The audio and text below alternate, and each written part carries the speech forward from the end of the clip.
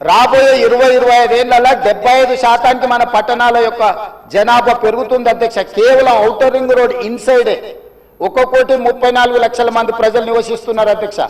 3,78,00,000 తెలంగాణ జనాభా ఉంటే outer ring road inside మాత్రమే 1,34,00,000 మంది నివసిస్తున్నారు అధ్యక్ష. అంటే ఇక్కడ మోర్ దాన్ 1/3. టోక్యో ఒక సిటీలో తెలంగాణ జనాభా కంటే ఎక్కువ ఉన్నారు అధ్యక్ష. 4 కోట్ల మంది ఒక పట్టణంలో నివసిస్తున్నారు అధ్యక్ష. ఈరోజు ప్రపంచం అంతా పట్టణాల వైపు వేగంగా విస్తరణ జరుగుతుంది. దానికి తగ్గట్టుగా మనం నగరాలను అభివృద్ధి చేసుకోవాలి. అందులో భాగంగానే ఈరోజు వికసిత్ భారత్ ప్రణాళిక ఏంది? ఈరోజు అందుకోసమే మా ఆయన దుఃఖం చూడు, ఆయన బాధ చూడు, కడుపులో విషము ఎట్లా అంటే కడుపు నిండా విషయం. ఆ మూసీలో ఉన్న కాలుష్యానికంటే వీళ్ళ కడుపులలో అంతకంటే ఎక్కువ విషం ఉంది అధ్యక్ష. విషం జిమ్ముతున్నారు. మీరు మూసి కాలుష్యమే ప్రమాదం అనుకుంటున్నారు అధ్యక్ష. ఈ మనుషుల కడుపుల్లో ఉన్న విషయం మూసి కాలుష్యానికంటే ప్రమాదకరంగా తయారైంది అధ్యక్ష. ఏం నొప్పి అధ్యక్ష? నేను ఎవరినైనా విమర్శించిన అధ్యక్ష? నేను ఈ ప్రభుత్వం ఏం కార్యక్రమాలు చేపట్టబోతుందో సభలో సభ్యులు మాకు తెలవాలని అడిగినారు. పాయల శంకర్ గారు ఏమడిగినారు అధ్యక్ష? మేము సభ్యులము, ప్రభుత్వం ఏం చేస్తుందో మాకు వివరించండి, మేము కూడా మా చేతనైన సాయం చేస్తామని మాట్లాడినారు అధ్యక్ష. నేను వివరాలు చెప్పే ప్రయత్నం చేస్తే విషయం ఎందుకు కక్కుతున్నారు అధ్యక్ష? ఈ రోజు క్వశ్చన్ కాదు సార్, ఒక్క నిమిషం వినండి. మీరు sir, you are the custodian of this house. ఈ సభలో అందరి సభ్యులకు సమానమైన హక్కులు ఉంటాయి. మీరే మా హక్కుల్ని కాపాడాలి. వినండి 2 minutes. వినండి, నేనేం అన్పార్లమెంటరీ మాట్లాడతలేను. ఇవ్వలేదు. Please listen to me sir. దయచేసి ఒక్క నిమిషం వినండి sir. You are the custodian of the house. సభలో ఉండే సభ్యులందరికీ సమానమైన హక్కులు ఉంటాయి. మీరే మా హక్కుల్ని కాపాడాలి. మీరు మా రెస్క్యూకు రావాలి. 2-3 విషయాలు సార్ ఇక్కడ. ఒకటి, బిఎస్సి మినిట్స్ మీరు హౌస్ లో పెట్టారు. నేను దీని మీద కూడా మాట్లాడాలనుకుంటున్నా. It was decided that the honourable speaker will decide the number of days for which the assembly session will be held keeping in view of the business to be transacted. మనం బిఎస్సిలో ఏం డిసైడ్ చేసినాం sir? 7 రోజులు శాసనసభ నడుపుతామని, ఆ తర్వాత మళ్ళీ BSc meeting పెట్టి డిసైడ్ చేస్తామన్నారు. ఇక్కడ ఎక్కడ కూడా బిఎస్సి మినిట్స్ లో 7 రోజులు సభ జరుపుతామని రాలేదు. బిఎస్సిని జరిగిన నిర్ణయం వేరు, మీరు ఇక్కడ పెట్టినటువంటి ఎజెండా వేరు. దీన్ని సరిదిద్దండి. దీని మీద ఎలియా మినిస్టర్ గారు క్లారిఫై చేయాలి. నంబర్ 2 సార్, మాకు బిజినెస్ మొన్న రాత్రి 3ంటికి వచ్చింది, ఉదయం 3ంటికి పంపారు. ఈ రోజు అసెంబ్లీలో ఏం బిజినెస్ ఉందనేది పొద్దున 2 గంటలకు వచ్చింది సార్. పొద్దున 2 గంటలకు వస్తే సభ్యులు ఎప్పుడు ప్రిపేర్ అవుతారు, ఎప్పుడు రాగలుగుతారు? Is it the way of functioning the assembly? దయచేసి ఎజెండాను 24 గంటల ముందు పంపడం ఒక పద్ధతి, సాంప్రదాయం. దాన్ని నేర్చుకోండి. నంబర్ 2. నంబర్ 3 అధ్యక్ష, ఇప్పుడు ప్రధాన ప్రతిపక్షం ఒక క్వశ్చన్ మీద ముఖ్యమంత్రి గారు లేచి మాట్లాడారు, సభానాయకుడు ఓకే. దాని మీద మీరు ఇంకొక విపక్షానికి ఇచ్చి మాకు మైక్ ఇవ్వకపోవడము, మేము అడిగిన ప్రశ్నలకు ఒక్కదానికి క్లారిఫికేషన్ లేదు. ఇది పూర్తిగా ప్రధాన ప్రతిపక్షం గొంతు నొక్కడం కాదు సార్. మాకెందుకు ప్రొటెస్ట్ చేయడానికి మైక్ ఇయ్యరు? క్వశ్చన్ అవర్ లో ప్రొటెస్ట్ అనేటువంటిది ఆ పార్టీ యొక్క హక్కు సార్. సో అందువల్ల కైండ్లీ లీజన్, ఒక 2 నిమిషాలే ఇవ్వండి. Protest is our right, members right, rule book లో స్పష్టంగా ఉంది. మీరు మా దిక్కే చూడరు, మాకు మైక్ ఇవ్వడం అనేది కరెక్ట్ కాదు. ముఖ్యమంత్రి గారు మాట్లాడుతూ ఏం మాట్లాడింది సార్? ఇప్పుడు ఆయన మాటలు అసలు మూసి కంపు కంటే ముఖ్యమంత్రి గారి మాటల కంపు ఎక్కువ ఉన్నది సార్.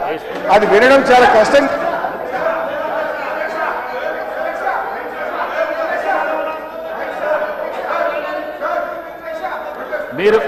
మీరు క్వశ్చన్ కు సంబంధించి మాట్లాడుతా అంటే మీకు మైక్ ఇస్తాను.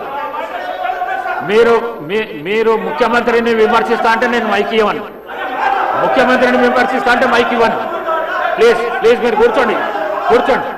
శ్రీనివాస్ యాదవ్ గారు కూర్చోండి. శ్రీనివాస్ యాదవ్ గారు, మీకు కూడా అవకాశం ఇచ్చినా కదా.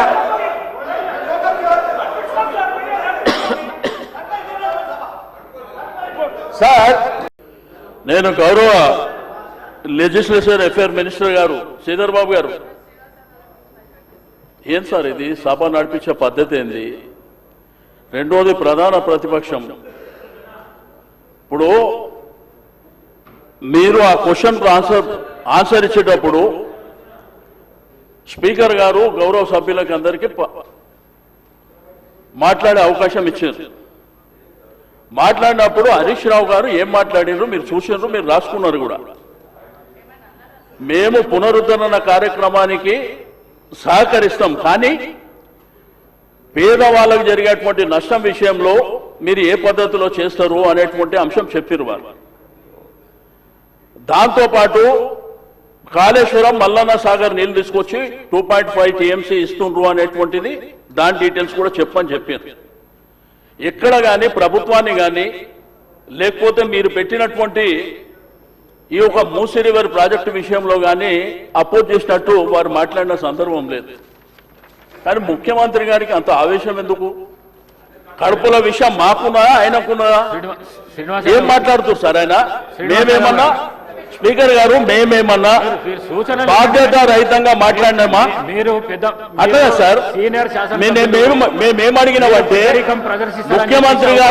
ముఖ్యమంత్రి గారు మాట్లాడతారు. మీరు పెద్దరికం ప్రదర్శిస్తారని అవకాశం ఇచ్చిన మీరు డిబేట్ కు ఛాన్స్ ఇవ్వకండి.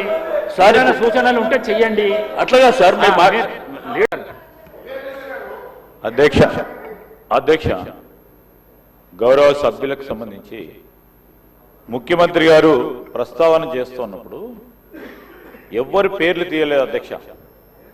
ఎవరికైతే మూసీ నది ప్రక్షాళన చేస్తా ఉన్నప్పుడు ఇష్టం లేని వారి గురించి మాట్లాడారు. మీకు అందరికి ఇష్టమే ఉంది కదా? కాదు సార్, మీ పేర్లు తీయలేదు కదా సార్? ఎవరు పేర్లు తీయలేదు, ఎవరు ఒకరి పేరు తీయలేదు. తీయనప్పుడు వారిపైన ఎందుకు భుజాన వేసుకుంటారు అధ్యక్ష? ముఖ్యమంత్రి గారు అన్నది జనరల్ గా ఎవరికైతే ఈ మూసీ నది ప్రక్షాళన విషయంలో ఈ ఆసక్తి లేదో వారు ఈ విధంగా స్పందిస్తా ఉన్నారా అంటున్నారు. మీరు ఆ విధంగా స్పందిస్తే మీకు వస్తుంది, లేకుంటే కాదు. మిమ్మల్ని ఎవరిని కూడా ఏమనలేదు.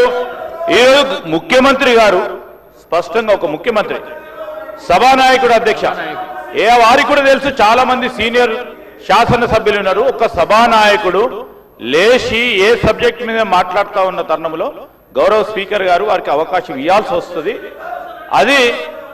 అది మన అందరికీ సంబంధించిన అంశం.